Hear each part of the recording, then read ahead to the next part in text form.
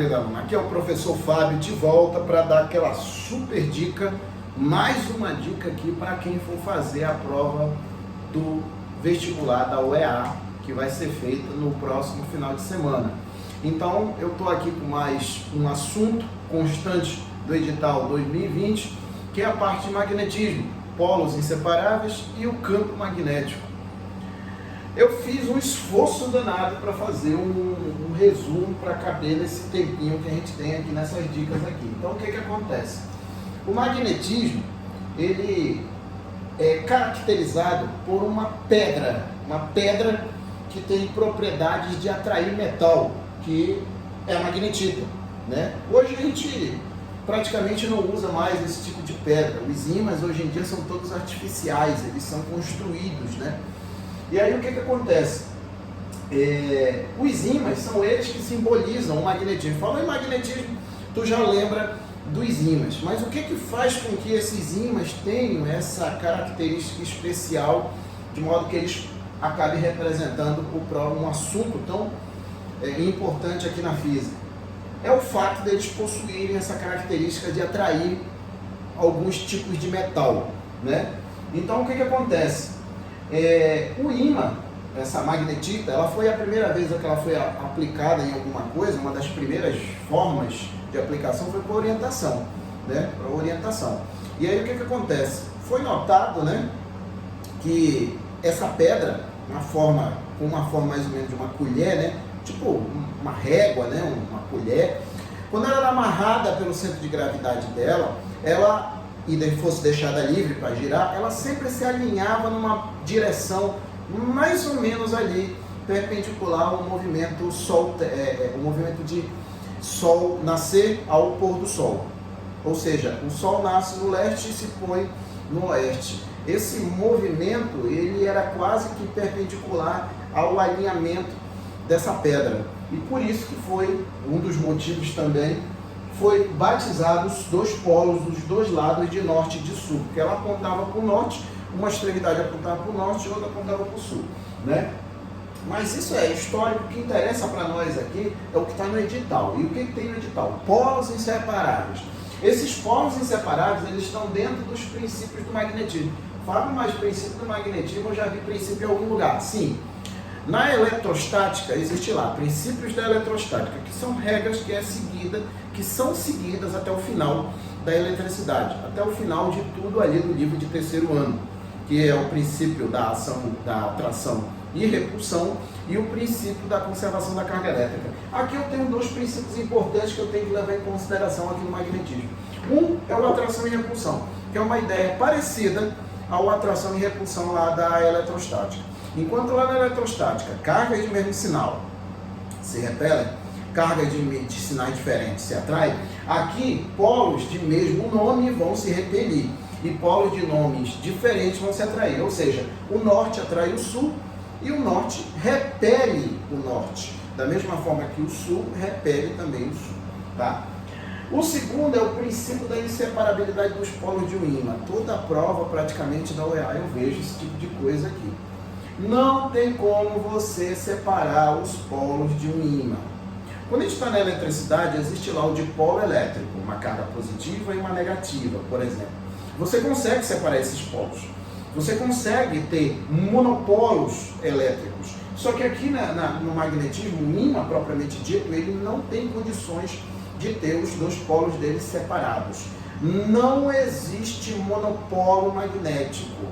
Então, mesmo que eu quebre o ímã no meio, eu não vou conseguir fazer com que eu separe, né? Não vou conseguir a separação desses dois polos aí. Eu vou ter, no máximo aqui, dois ímãs com seus respectivos polos. Mas Fábio, mas por que aparece, né, digamos assim, esses polos aí? Porque, na verdade, na parte microscópica do ímã, existem micro-regiões chamadas de domínios magnéticos. E são exatamente esses domínios magnéticos que explicam o porquê desses polos não serem separados. Fábio, mas se eu continuar quebrando, se eu for quebrando, até chegar no átomo, não me interessa. O núcleo do átomo está ali e eu vou ter pelo menos um elétron ali transladando o núcleo. Só o fato dele estar se movendo ao redor do núcleo já é o suficiente para que esse átomo também tenha um campo magnético. E ele tendo o campo magnético, ele vai ter o polo norte e o polo sul. Fábio, se eu quiser desfazer esse átomo, tirar os elétrons de lá, mesmo que tu pegue a partícula mais simples de um átomo, que é o elétron, e observe esse elétron, vamos supor que a gente tivesse condições de pegar no elétron e olhar para o elétron, ele ainda vai ter um giro ao redor do próprio eixo, e esse giro, que é o spin, que eu acredito que você já deve ter estudado isso em química, que é o spin, e esse spin está associado ao campo magnético dele, que é chamado de campo magnético intrínseco, que é um campo magnético que não tem como tirar dele, né? Então, só o fato desse elétron estar girando ao redor do próprio eixo, que seria um movimento semelhante ao movimento de rotação da Terra, já é o suficiente para que ele tenha um campo magnético intrínseco dele. Tem um detalhe aqui que eu tenho que falar. Até alguns anos atrás, acreditava-se que esse campo magnético intrínseco era um resultado do movimento de rotação do spin, do elétron, em torno do próprio eixo. Mas só que as contas não batiam. E aí qual foi a conclusão? Que esse campo magnético intrínseco, ele não é, na verdade, resultado desse movimento de rotação do elétron ao redor do próprio eixo. Na verdade, o magnetismo, esse caráter magnético, o fato de eu não ter como separar os polos de um ímã, é porque o magnetismo, da mesma forma que a carga elétrica, são propriedades da matéria, tá? Então, o campo magnético intrínseco do elétron, o spin dele, não é por causa que ele gira ao redor do próprio eixo, é porque o magnetismo já é uma própria propriedade da matéria e não tem como tirar, tá? Aí o que eu tenho aqui, ó? Os mais comuns também, o que mais é comum, ímãs em barra. E o ímã em barra, ele, da mesma forma que, por exemplo, uma carga elétrica, ele modifica as propriedades ao redor, ele perturba todos os pontos ao redor dela, que é uma região de campo elétrico, aqui também. Mas só que, Fábio, olha só, eu não vejo campo elétrico, eu não vejo campo gravitacional e não vejo campo magnético. Verdade, ninguém vê nada disso. Só que o que acontece é o seguinte, na ciência, existem algumas coisas que a gente não consegue ver. Como assim, Fábio, eu não consigo ver? Por exemplo, o átomo. Ninguém vê átomo. Mas, para isso, existem os modelos atômicos, de modo que a gente consiga arquitetar alguma coisa na nossa cabeça que a gente entenda, né? A gente viu aquele desenho, aquilo ali é o átomo. Aquilo ali é o modelo atômico de Dalton. Aquilo ali é o modelo atômico de Rutherford. Aquilo ali é o modelo de Thomson, Rutherford, Bohr. Essas coisas. A ideia é parecida para cá. É parecida. Eu não consigo ver o campo magnético. Não consigo. Mas eu tenho a necessidade de ter uma figura que eu consiga saber, aquilo ali é o campo magnético.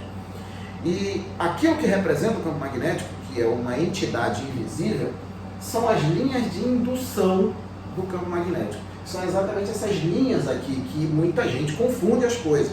Por quê? Porque, por exemplo, se eu considerar o campo elétrico ele tem linhas de força, né? Linha de força do campo elétrico.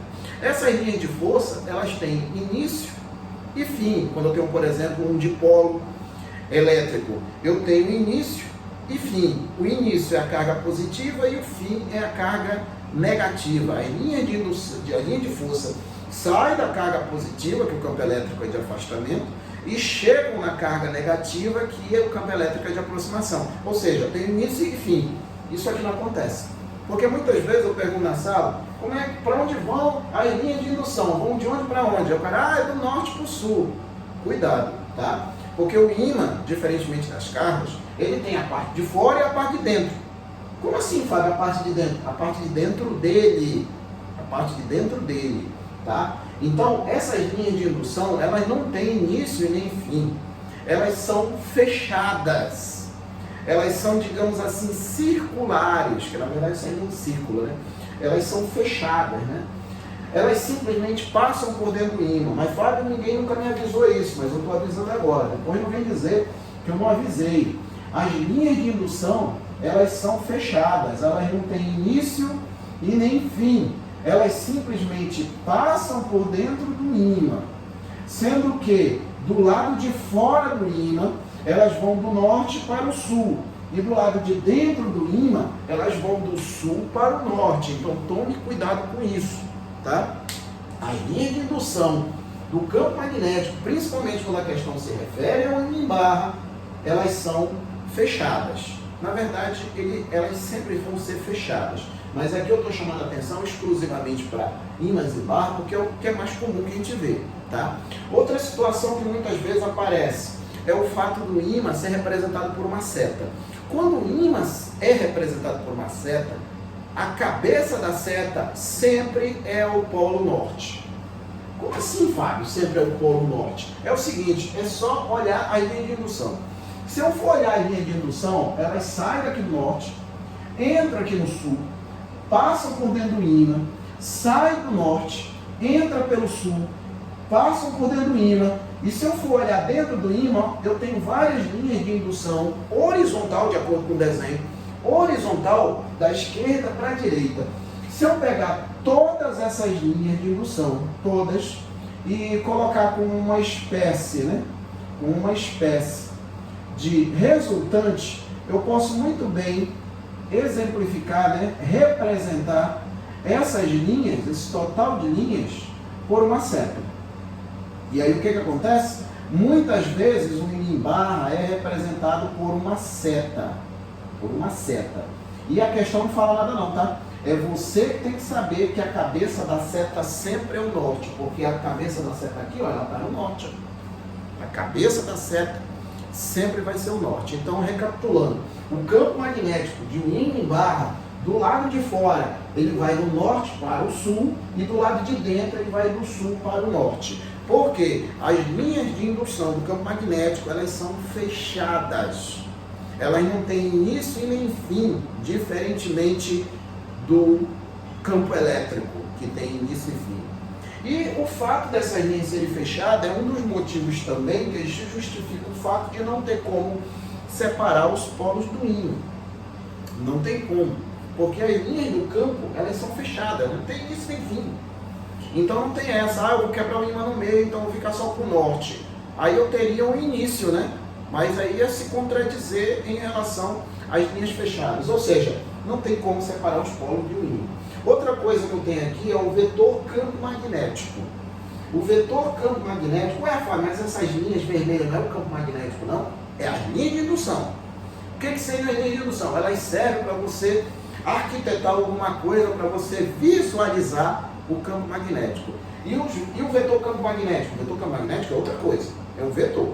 Da mesma forma que tem o vetor campo magnético, eu tenho um vetor campo elétrico, eu tenho um vetor campo gravitacional, são todos grandezas vetoriais. E como é que esse vetor campo magnético se comporta em relação à linha de indução? Eles sempre são tangentes. Sempre são tangentes em relação às linhas de indução do campo magnético. Então, se eu considerar, por exemplo, aqui um ponto A, eu vou ter um vetor campo magnético tangente à linha de força exatamente no sentido, obviamente, levando em consideração o lado de fora do norte e do sul, tá? Em qualquer ponto que eu representar o vetor, ele sempre vai ter que ser tangente, né, às linhas de indução. Em qualquer ponto que eu representar aqui, ele sempre vai ser tangente às linhas de indução, indo do norte para o sul, do lado de fora. Sempre do lado de fora, né? Sempre do lado de fora. Tá? Em qualquer lugar, pode prestar atenção que em qualquer lugar que eu representar esse campo magnético, sempre vai ter que ser, esse vetor campo magnético, sempre vai ter que ser tangente às linhas de indução. Tá? Tem mais um detalhe aqui para a gente encerrar. Ah, tá. E o campo magnético, a unidade dele é o Tesla, tá? No sistema internacional, a unidade é o Tesla. Lembrando que o campo magnético é um vetor, né? E como tal tem modo, direção e sentido, né? Tem aqui a unidade de medida que é o Tesla e o usual que é o Gauss. Então eu tenho duas unidades para campo magnético. O oficial, que é o Tesla, e o usual, que é o Gauss. Tem outra situação também aqui, que é exatamente como a bússola se alinha com o vetor campo magnético. A bússola é uma que entra, no final das contas, a bússola, ela na verdade, ela é um ímã. Ela é um ímã que está livre ali para girar. E como é que ela vai se comportar aqui quando ela for colocada nas proximidades de um campo magnético. Por exemplo, a gente coloca ele próximo ao campo magnético da Terra. A bússola, ela sempre vai se alinhar, sempre, ela sempre vai se alinhar com o vetor indução magnética, ou o vetor campo magnético. Ela sempre vai se alinhar. E ela sempre vai se alinhar na direção norte-sul do vetor campo magnético. Porque é a mesma ideia da seta, né? É exatamente a mesma ideia da seta. Fábio, nessas pontas aqui, elas não vão girar para o polo sul ou para o polo norte aqui da bússola? Não. Elas vão se alinhar sempre em relação ao vetor indução magnética. Então, quem determina aqui o sentido e a direção da bússola, quando ela é colocada aqui nas proximidades do ímã, é o vetor indução. Então, quando eu quiser colocar uma bússola, saber como é que ela vai se comportar quando ela for colocada imersa no campo magnético, a primeira coisa que eu tenho que desenhar aqui são exatamente os vetores indução magnética, porque são eles que vão determinar para onde está apontando as bússolas. E pode prestar atenção que todas elas aqui, ó, elas estão indo como se tivessem, elas acompanham exatamente as linhas de indução. Pode prestar atenção. Elas estão como se elas estivessem saindo do Polo Norte, como se estivessem, né? Não estou dizendo que elas estão. Como se elas estivessem saindo do Polo Norte aqui, ó. Pode prestar atenção. Como se estivesse saindo e entrando no Polo Sul. Tá? Isso significa que ela vai se orientar de acordo com as linhas de indução e principalmente em relação ao vetor indução campo magnético, tá bom?